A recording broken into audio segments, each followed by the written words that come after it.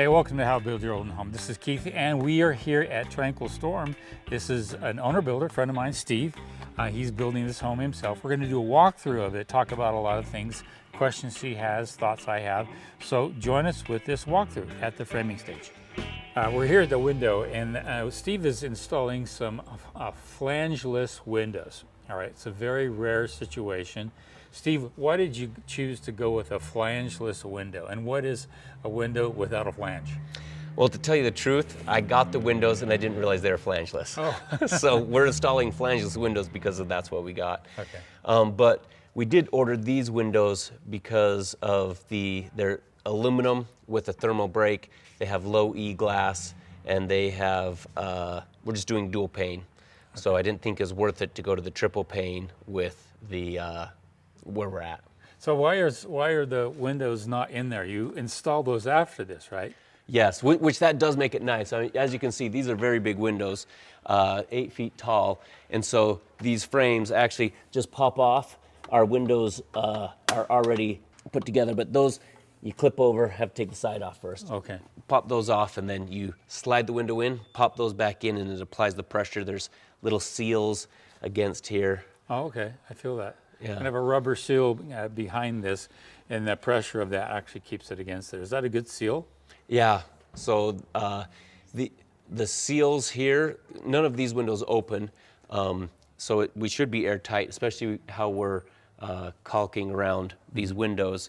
The other thing we're looking at is the ones that open, the screens are on the inside, Okay. so you're gonna get less dirty, dust and debris, and the thing I really like about them is the hinges are really nice. Okay. So airtight. So kind of the European window style. Okay. Now you were asking when we got here, he was worried about the bottom part of the window. And if you look up here, he's got some paper on the bottom. And the biggest worry, because there's no flange, typically you put your paper or you put your bituthane or you treat your window seal first, all right? And you have that bituthane or you have that seal coming all the way out of the window, and then you put your window on, and the flange acts as a kind of a seal with caulk behind the flange against the substrate here. And then of course you put your paper on afterwards. But up here we've got our paper on. So we talked about that. The worry is having water wick behind the bottom of the window and getting behind and into the substrate. So we'll do some caulking up there. And then he's going to probably apply the same product that I talk about a lot of the time that he has here as the transition between the foundation and the framing structure. It's a decking product. It comes on with a primer and a felt and another coat of primer. And then you can put a top coat on it if you want to match any kind of color you want. But that's going to be a really solid seal. Again, watching where water goes. And water has a tendency to wick back into things and back into the substrate. So we're gonna solve for that as it goes around the home. Let's go inside. I want to look at a stair system and some other questions I have that's quite innovative. And what Steve's doing is different than any other builder or owner builder I've ever seen. Okay, we are here inside and we're looking at a stair system. Now this is kind of interesting, but even more interesting is where he got this stair system. So Steve, tell us about it. So like a lot of the stuff we're doing here, I actually ordered this from a company in China. Went over there, we figured out how to manufacture it. It was actually quite a bit cheaper than what we're looking at to do here in the States, but then I added a lot of wood to it, so the whole thing's gonna be wrapped in oak, and it drove the price back up. And we added lights to it, and so it's still pretty pricey, but a lot less expensive. This is metal, and I'm certain this is a lot of weight. So when Steve's done with this house, we're going to do a walkthrough. We're going to actually show you the lighting system. Apparently it goes on as you walk up the steps. I'm excited to see that. Yeah. That's going to be a lot of fun. Let's go over here and look at some beamwork and some of the framing. It was pretty insane, the framing that he's had on this one here. Take a look at this wall right here. Explain to us why this wall is so beefed like that. We have the same engineer, Jeff. So we're curious as to why this was so beefed up. Any ideas, Steve? You know, I'm not sure exactly. I know there's 8 studs there, so probably 32 studs across there, and they're over $100 a stud, so I might have more in wood on my front of my house than I do in doors and windows. Did you hear that? So we probably, because of the engineering, he probably has more money in the front of the lumber of this house than all the windows of the home. So it goes to show you that sometimes when we design things, we don't know what the engineers are going to do. All right, I'm dealing with that on a home right now. I had a lot of metal work in it. It was kind of a blind side, but it's because of the design. And when we design things, we just, wait a minute, we're going to have a big window back there. We'll talk about that. That's going to call for a massive beam over there because we're going to have a big slide underneath it.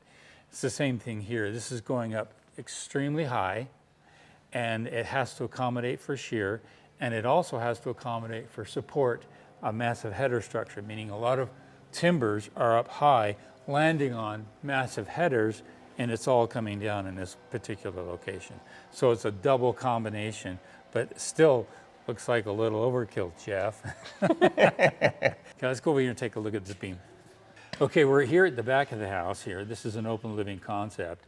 We've got a large beam in here. So Steve, tell us the hiccups, challenges of an owner builder tackling a framing structure and embedding metalwork as a beam support structure as part of that whole framing process. Yeah. So when we looking at this door, it's actually a little over 32 feet long, so we had to get steel for the deflection so it wouldn't push down on our sliding doors. So a couple things that knowing now, knowing better on the next one, maybe there will be, maybe there won't, that I should have coordinated with our steel guys sooner. They said, hey, does this design look correct? And I didn't know. I said, well, this is our door. He goes, well, is this what you want it to be? So we're a little bit low, so we're gonna have to go cut all those bolts off. It would have been nice to have a piece of lumber there, but we're not going to have that. So we're going to just put the door right underneath that, make sure we get a good seal, cut the bolts off, and it should be good at that. So the window will fit just fine. You just have to shave off the bolts. The bolts are there because you put a bottom plate, and that timber that's there would be something you would affix a window or a slider to. Now, without that, it might be a challenge to affix that to the actual. We may have to do some different screws or whatnot to get inside the meat of that metal. So, but it fits. It's just not going to be as easy. So let's go take a look at that other beam. Okay, we're in here. This is a large playroom. Am I right? Yeah, this will be a sport court, basketball hoop. There's going to be a slide down there with a foam pit and a trampoline and a net system that you can climb up into. It's going to be pretty fun. So when you're done, we're going to come and video all this. But we're here talking about beams again.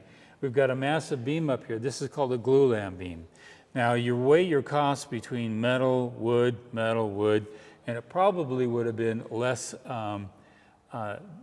dimensionally big if you went with metal. So what's your experience now having gone through that? Yeah, looking at this, my thought was we did another beam. It was around $1,300. I ordered that one, and it was, get close to $6,000. And so I thought I probably should have gone and gotten at least a price on steel before I just went with the Glue-Lam. But you probably didn't know that because the plans were engineered for that. Correct. So the hard part as owner builders is looking at plans and saying, hey, wait a minute, what's that? Exactly. Well, that's wood. Well, it's really big. Can we maybe do that in steel and make it smaller and save some money? And it takes time to look at the plans because you have to look at the legends. There's a little code there that says something, something. Then you have to go to the legend and say, oh, that's what that is. And so you have to take some pizza and some soda, and you literally have to stare at plans for a long time. And if you do that, you can kind of see these types of things, right? Yeah, and just learning on the plans that I figured out those were steel posts, but then I didn't even think about the beam. Yeah. And so. Yeah, kind of an afterthought. And it might be good to take your engineer to lunch and ask him to explain some of the plans you're going through. It would be a great learning experience. And as you're selecting an engineer, say, you don't mind if we do site calls. Oh no, that's fine. If they charge you for that, that might be an issue you might want to deal with. But the engineer we have, it's the same one, Jeff. We can call him anytime, and I called him today on another job. So really good experience to look at plans and study them out. Anything else you want to show us today on the site? I can't think of anything. Any questions, any concerns you have? What about moving forward? Yeah, so a little bit we talked about is the roof. So this is a flat roof. I'm gonna put 2 swamp coolers in here. I'm gonna build out the box, and we actually decided to put, for this room, a rooftop unit, and then for the other rooms, it will be less distance in our lines, so we're probably gonna put 3 more units on our flat portion of this roof. All right. And so looking at that, the insulation and the TPO and how I prep for that. Yeah, if you do get the installation, and we were talking about this earlier, our roofing company, if you use the one I use, they should be able to install the insulation. If they don't, that TPO is going to do this with the heat contraction. Plus, you're going to want it for comfort, but it's really for maintenance and longevity of the roof. If you have that insulation on the top of the roof, and we'll come out and we'll do a video on that. A lot of people do flat roofs, but this will be a good learning experience for a lot of people to check that out.